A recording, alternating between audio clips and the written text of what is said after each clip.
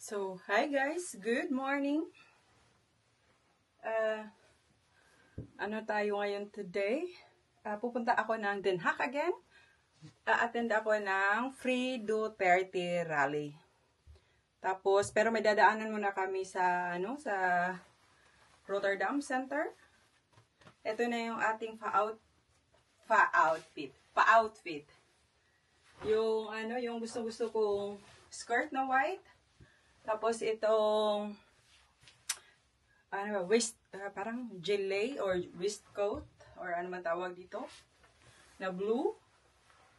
Tapos yung bag na gagamitin natin, ilabas natin si Paulina. Paulina ang tawag ng aking mister dito. Tapos yung ating mga essentials, of course ang ating wallet. At dahil mag-rally tayo, so kailangan ng asan ba yung ko?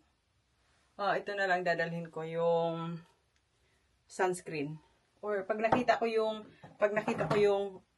yung sunstick. Tapos pero yung shoes ko nasa baba na, yung Sino ba yung ating dadalhin? Sana magkasya tong aking camera dito sa bag. Spacious naman siya. Andito pa ako sa ilalim ng kahoy dahil hindi pa nag-uumpisa ang program. As usual. Hindi pa tapos yata dun sa ICC. So katako pa yung mga tao kaya wala pa nagsugod. Mag-aantay pa tayo sa mga kaya i-entertain ko muna kayo, magpabaga muna ako ng mukha dito sa inyong harap, di ba? Uy, iisa nyo nga yung mga paa ninyo kung may mga Tagalog dito para malaman ko ba. May maraming Tagalog. Sige, panikamutan ko talaga. Mahal ba yung pamilya sa aeroplano papunta dito, di ba? Oo. Bisaya puro kasi makaintindi ang tanan ba? I step up to the mic, gonna make it swing. Feel the rhythm in your bones, let the music sing. Got that poppin' beat, gonna make you move. Dancing on the floor in the swinging groove. Clap your hands now, let the trumpets sound. Swinging to the left and swinging to the right, no room for worries. Just let go and be free. When the swinging pop, come and join the spree. Swinging melodies, taking us high. Feel the rhythm, yeah, it's gonna make us fly. Can you hear the swing? Can you feel the pop? Let's get the party started, yeah, don't you stop.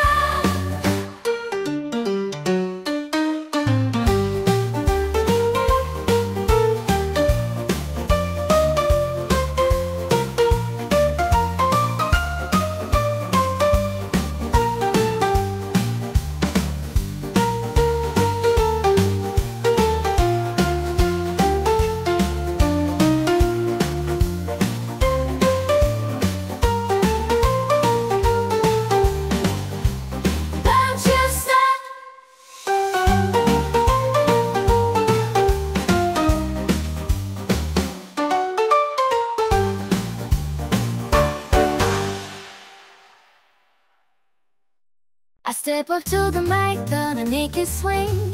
Feel the rhythm in your bones, let the music sing. Got that poppin' beat, gonna make you move.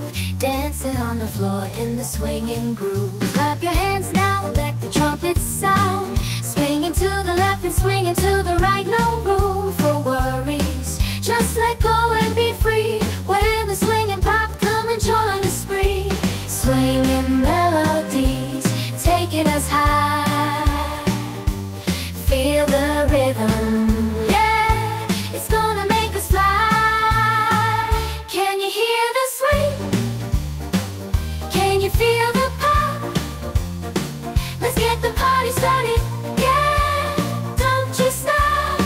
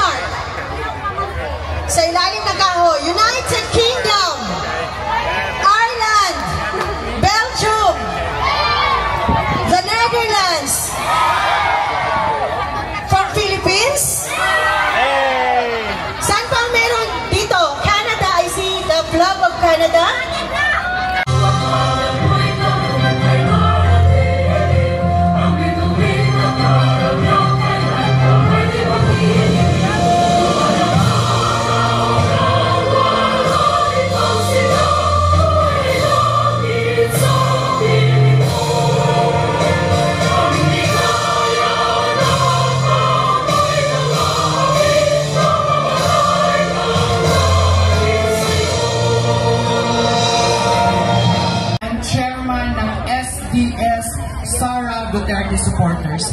Marami po ang nandito. Para mahina. By the way, sige. Tayo po ay nagpapasalamat sa lahat ng mga bisita na nandito ngayon, sa lahat ng mga solidong taga-suporta ng dating Pangulong Rodrigo Roa Duterte. Dati hindi po ako nagsasalita pero dahil So, wala pang mga VIP daw, wala pang speech, baka napagod na doon sa ICC. Ay hindi lamang so, kami na lang ang mag-speech dito. PRRD, kundi Jocelyn, laban natin. ano masabi mo, Jocelyn? Laban ng bawat Pilipinong naniniwala sa prinsipyo, sa tapak at tunay na malasakit. Kasi walang mga kababayan, tumindig tayo ng kasa. Gusto ko sana manghingi ng doon, ng kakanin. Wala man. Ay, mga kakanin din guys. Guys, mga kakanin. Sana mamigay. At maraming salamat sa inyong lahat. At lahat tayo ay nanggaling sa iba't ibang lugar. Dito sa Europe, sa Pilipinas, at sa ibang bansa. Wala pa po kaming tulog hanggang ngayon sa biyahe namin. Bring him home! Bring him home! Bring him home! Duterte! Magandang hapon po. A round of applause, please. Bakit sigukos ka pa yun? Okay, thank you. No. Kuan, vlogger na. Ayaw ko sana tumungtong baka mag-iba eh. Magandang araw mga Banateros at saka mga Duterte supporters. Isang ano naman dyan? Isang Duterte naman dyan.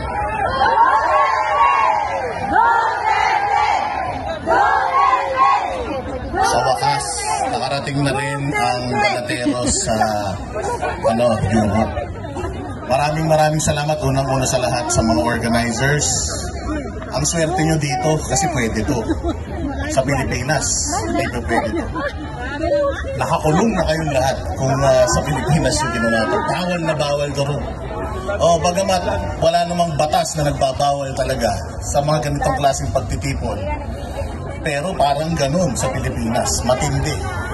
Nagsisimula pa lang magtipon-tipon, mas madami na yung pulis kaysa dun sa magrarally. Di natin alam kung bakit. Pero again, nagpapasalamat tayo sa mga organizers. Maraming salamat sa mga volunteers. Siyempre, maraming salamat sa mga nagmamahal kay Pangulong Duterte na nanggaling pa sa iba't ibang lugar dito sa Europe. Kayo po talaga ang bagong bayani. Alam niyo po, si Pangulong Duterte, lagi niya kayong pinauuwi. Lagi niyang sinasabi na umuwi na kayo, nagsasayang lang kayo ng oras. Kilala po namin si Pangulo.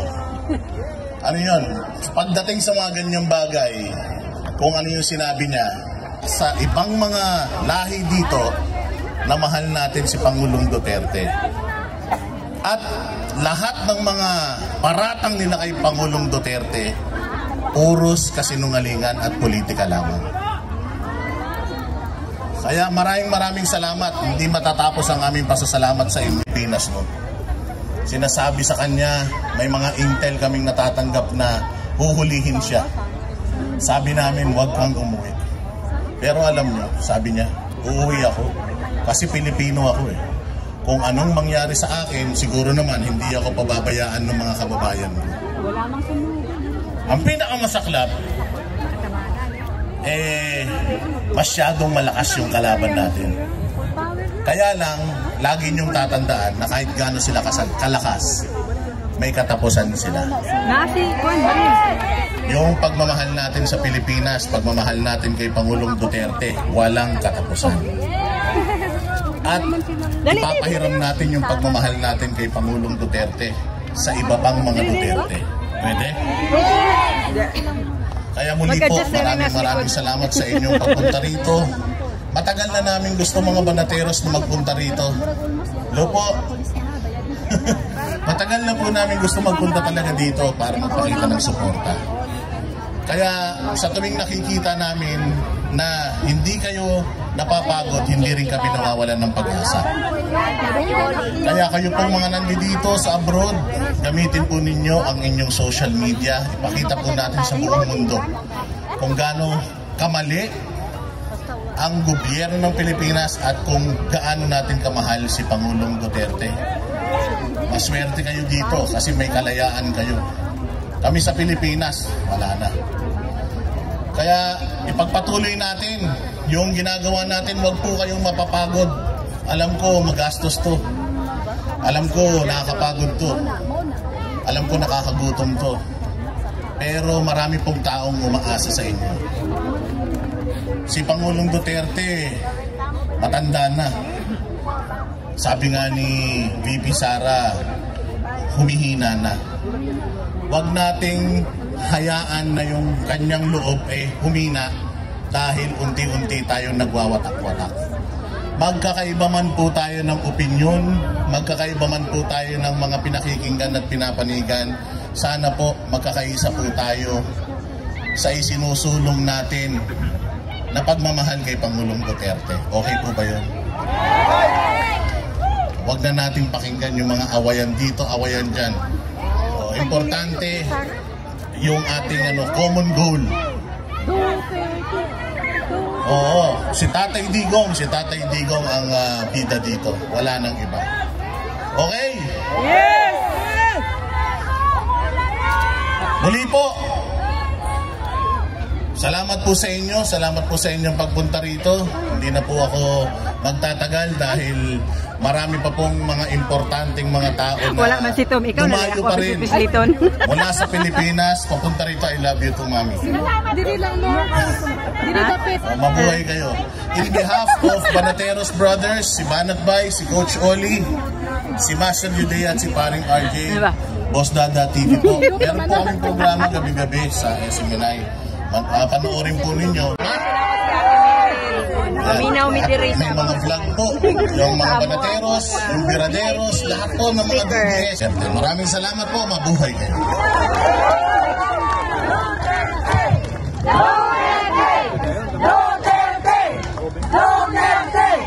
Thank you so much, Banateros, ha? Banateros.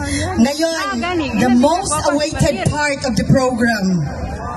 Everybody is the most awaited part, pero meron tayong special visitor today. Idol. The handsome Senator of the Republic of the Philippines, Honorable Ruben Padilla. And also, I would like to acknowledge the wife, the beautiful wife, Mariel Rodriguez Padilla and family. They are here. And Bibi Gandang Hari. Magandang hapon po sa inyong lahat.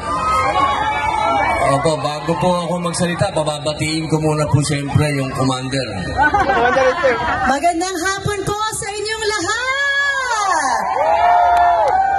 Na ako nasisiyahan na magkakasama po tayo ngayon dito, pero syempre meron din kalungkutan kung bakit nandito pa rin tayo ngayon.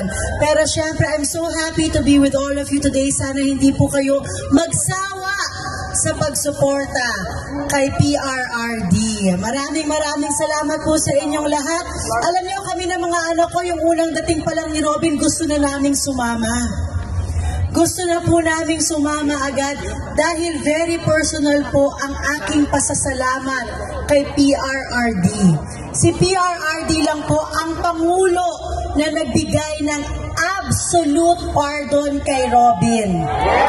Sa lahat ng presidente na tinulungan niya, si PRRD lang po ang gumawa nun. Kaya lagi kong sinasabi, habang buhay po kaming napakalaki ang utang na loob kay PRRD. Kaya yung suporta po namin, he deserves it and more. Kaya sana, katulad ng hindi niya po tayo iniwan, huwag din po natin siyang iiwan. Maraming salamat po. Maraming salamat, boss. Pakinggan naman po natin yung aming summa cum laude. Bibi Gandang Hari. Thank you, Toy. Magandang hapon po sa inyong lahat dito sa mga taga-Netherlands, sa buong Europa. Magandang hapon po sa inyo. At ako po ay galing naman sa kabilang continent over across the pond. Nandun po ako, taga LA po ako, pero ako po ay nandito ngayon para kasi nilibre ho ako ng aking kapatid. Ito po ang kanyang graduation gift sa akin. Thank you, Paul. So, ang pagpunta ko po rito is actually a big surprise for me. Alam niyo po, hindi po ako isang political na tao. Even ang sarili ko pong kapatid, hindi ko po ikinampanya yan. Kasi hindi po talaga ako tumutungtong sa stage to politicize or to make a propaganda, because I think being on stage is a big responsibility to people. So, at ako po ngayon ay tumatayo sa intabladong ito katabi ng aking kapatid kasi may kasama na po itong proudness sa ginagawa po ng kapatid ko first and foremost. Ang pwede niyo pong sabihin kahit ano sa aking kapatid, but the integrity of his being a politician ay hindi po yan matatawaran at pwede ko pong ilagay ang sarili ko doon para para maging, ang tawag doon,